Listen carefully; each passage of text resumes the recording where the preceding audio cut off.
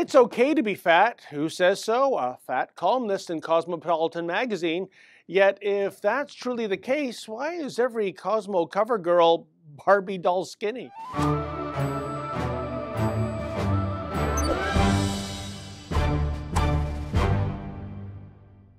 Recently, I came across a fascinating column in Cosmopolitan magazine. It was entitled, "When Fat-Shaming Bullies Terrorized This Body-Positive Instagrammer, She Used a Genius Strategy to Cope."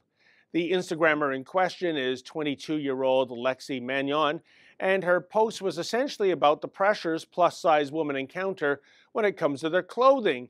In a nutshell, Magnon notes that, quote, "As a plus-size woman, if I'm wearing comfy clothes, I'm seen as not trying hard enough.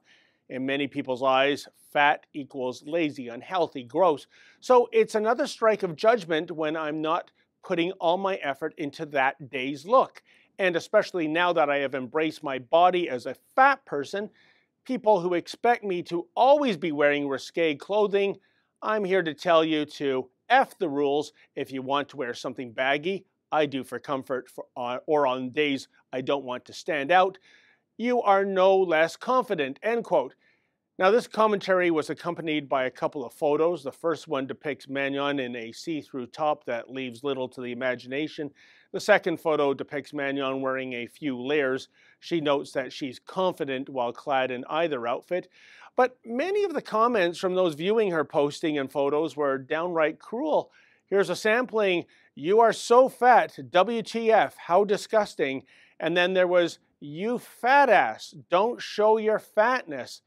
Now, Magnon says she received several hundred hateful messages about her weight and wardrobe choices.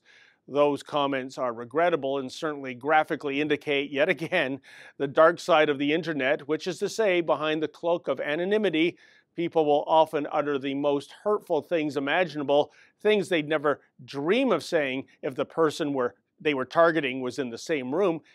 In that regard, my heart goes out to Magnon, but then I think things kind of go off the rails because Magnon goes on to state how she now embraces her fatness. Now, while someone shouldn't be pilloried for being obese, I don't think one should look upon obesity as a badge of honor either. That's because when you're obese, you are essentially speeding up the process of dying. Check out some of the typical health issues associated with obesity according to WebMD. Heart disease and stroke, high blood pressure, diabetes, some cancers, gallbladder disease and gallstones, osteoarthritis, gout, and breathing problems such as sleep apnea and asthma. Magnon initially states in her column that she has no major health issues besides back pain linked to recent weight gain, a side effect of the antidepressant she takes. But this pronouncement of being healthy makes me raise a Spockian eyebrow when she also states the following, quote, "As a suicide attempt survivor and someone who sought treatment for post-traumatic stress disorder, anxiety, depression, and bulimia, I've developed lots of skills that help me respond calmly to upsetting things," end quote. Now, I'm no MD here, but I don't think someone struggling with all those issues is exactly the picture of health. So is there perhaps a common sense middle ground being overlooked here, which is to say, maybe if there's someone who is obese in your life that you care for, perhaps you should diplomatically suggest that this person should consider diet and exercise. Maybe that would be a true act of kindness. And in the department of perverse irony, if the editors at Cosmopolitan truly buy into the logic of Magnon's column, then why, pray tell, has there never been a Magnon-sized model gracing the cover of Cosmo? I mean, look at these previous covers throughout the decades.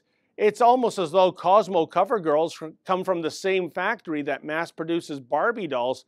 Now, granted, Cosmo did go off the reservation at least once by putting Ashley Graham on the cover, but Graham is curvy, not obese, and of note, Graham's appearance on Cosmo did not go down well with certain members of the supermodel community. Cheryl Teagues noted, quote, "I don't like that we're talking about full-figured women because it's glamorizing them because your waist should be smaller than 35 inches, end quote. But I don't think Teagues has the right mindset here either because For the vast majority of women on the planet, trying to maintain the body image of a supermodel might also lead to a negative effect on one's health. Surely there is a happy medium. Yeah, and by the way, I know I'm going to get comments slamming me for weighing in on body weight, given that I'm not exactly skinny mini. Fair enough. Yes, I'm fat. I admit it. But the only reason I'm not circus fat is due to diet and exercise.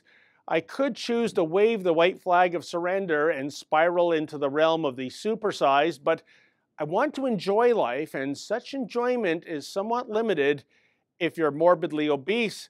Bottom line, in the Cosmo column, Magnon is depicted wearing a t-shirt that states, quote, "Your body is not your enemy," end quote.